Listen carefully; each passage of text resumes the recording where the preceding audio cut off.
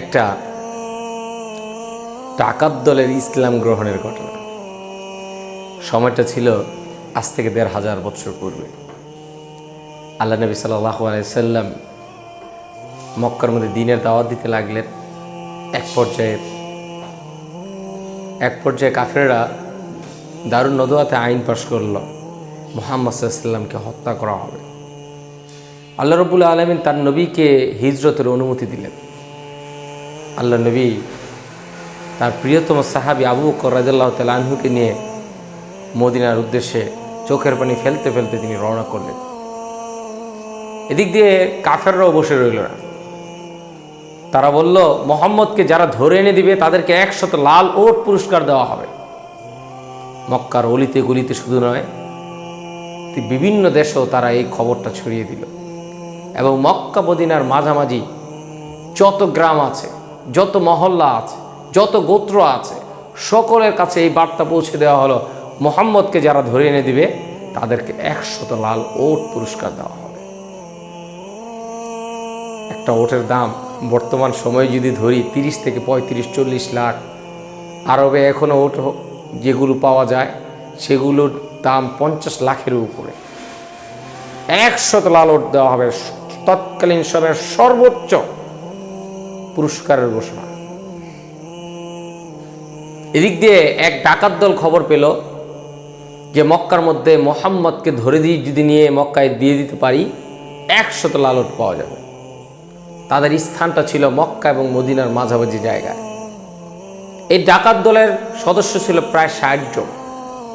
তাদের কাজই ছিল লুণ্ঠন, ডাকাতি করা, রাহাজানি করা, অন্যের মাল লুণ্ঠন করা। তারা সব কাজ ফেলে দিয়ে মুহাম্মদ সাল্লাল্লাহু আলাইহি সাল্লামকে ধরার জন্য তারা বসে রইল। বিভিন্ন জায়গায় তার চেকপোস্ট বসায় দিল।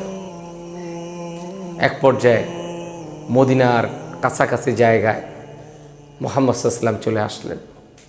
এদিক দিয়ে ডাকাত দল খবর পেল মুহাম্মদ সাল্লাল্লাহু আলাইহি সাল্লাম এবং তার সঙ্গী সাথী তারা এদিক দিয়ে যাচ্ছে।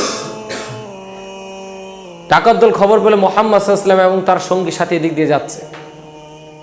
এক পর্যায়ে যখনই মুহাম্মদ সাল্লাল্লাহু আলাইহি সাল্লামকে তারা দেখতে পেল, দৌড়িয়ে তারা ঘোড়া চালিয়ে তারা সামনে যেতে লাগলো। আবু বকর সিদ্দিক রাদিয়াল্লাহু তাআলা আনহু বলতে লাগলেন, ইয়া রাসূলুল্লাহ, ইয়া হাবিবাল্লাহ, আমরা তো ধরা খেয়ে গেলাম।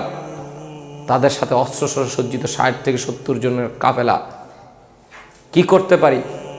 আল্লাহর নবী সাল্লাল্লাহু আলাইহি সাল্লাম তিনি দৃঢ়চেতা, আল্লাহর উপরে ঈমান, মনোবল, আল্লাহর উপর অবিচল বিশ্বাস নিয়ে তিনি কোরআন তেলাওয়াত করতে লাগলেন। ডাকাত দলের সর্দারের নাম ছিল বুরাইদা। সে যখন আগাচ্ছে, মুহাম্মদ সাল্লাল্লাহু আলাইহি সাল্লামের মুখ নিঃসৃত কোরআন তেলাওয়াত সে শুনতে লাগলো। আগাচ্ছে, কোরআন তেলাওয়াত শুনছে, আগাচ্ছে, কোরআন তেলাওয়াত শুনছে। আর এক দিয়ে আবু বকর সিদ্দিক রাদিয়াল্লাহু তাআলা আনহুর সংখ্যা, আমরা তো ধরা খেয়ে গেলাম, মনে হয় আর মদিনায় পৌঁছানো আমাদের হবে না। একেবারে যখন ডাকাত দল একেবারে সামনে পৌঁছে গেল, ডাকাত দলের সর্দার গিয়ে প্রশ্ন করলো, আপনি কি মুহাম্মদ? আল্লাহ নবী বলতে লাগলেন, হ্যাঁ আমি মুহাম্মদ সাল্লাল্লাহু আলাইহি সাল্লাম।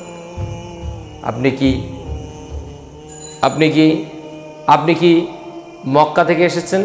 জি, মক্কা থেকে এসেছি। কথা বাদ দিয়ে ডাকাত দলের সর্দার বলতে লাগলো, আপনি একটু আগে কি তেলাওয়াত করতেছিলেন, ওটা একটু আমাকে একটু শোনান। আল্লাহর নবী তাকে আবার কোরআন তেলাওয়াত শোনালেন। সাথে সাথে ওই ডাকাত দলের সর্দার বলতে লাগলো, ইয়া রাসূলুল্লাহ, ইয়া হাবিবাল্লাহ, আপনার হাত দেন, এই হাতে হাত রেখে আমি কালিমা পড়ে মুসলমান হতে চাই। তখন ওই ডাকাত দলের সর্দার এবং ডাকাতরা সবাই আল্লাহ রসুলের হাতে হাত রেখে বলল, আশহাদু আল্লা ইলাহা ইল্লাল্লাহ ওয়া আশহাদু আন্না মুহাম্মাদান আবদুহু ওয়া রাসূলুহু। ডাকাতরা হয়ে গেল ইসলামের খাদেম। আর ঘোষণা করলো ডাকাত দলের সর্দার, ইয়া রাসূলুল্লাহ, ইয়া হাবিবাল্লাহ, আমরা এখন আপনার সামনে যাব।